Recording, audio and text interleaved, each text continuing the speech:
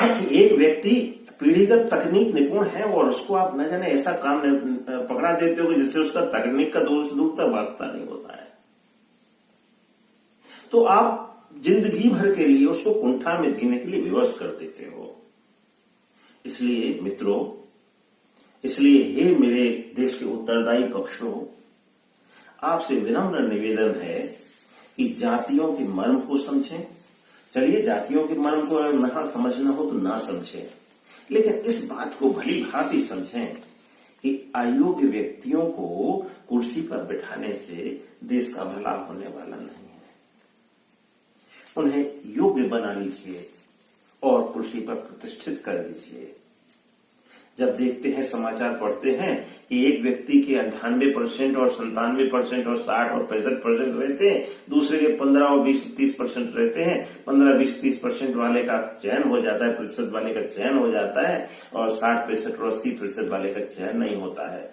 तो ये ब्राह्मण है, ये ब्राह्मण अपने देश के भविष्य के प्रति आशंकित हो उठता है। क्यों? क्योंकि इस अदने से व्यक्तित्व का तो जीवन निश्चित है।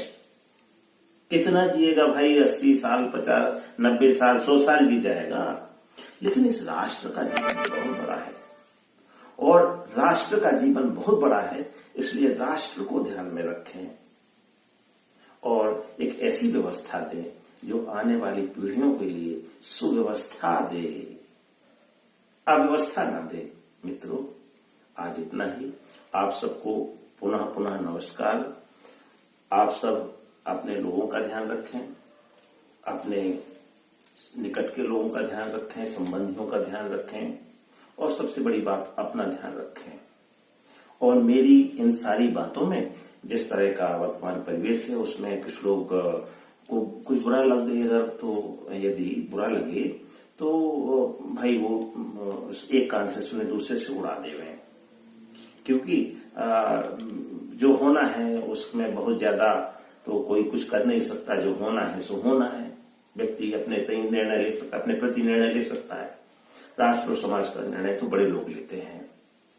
तो ये एक सद्भाव के बतौर मेरी ये सारी बातें थीं, और सबके कल्याण के लिए यह मेरा चिंतन था, और इसी रूप में इसको लीजिएगा।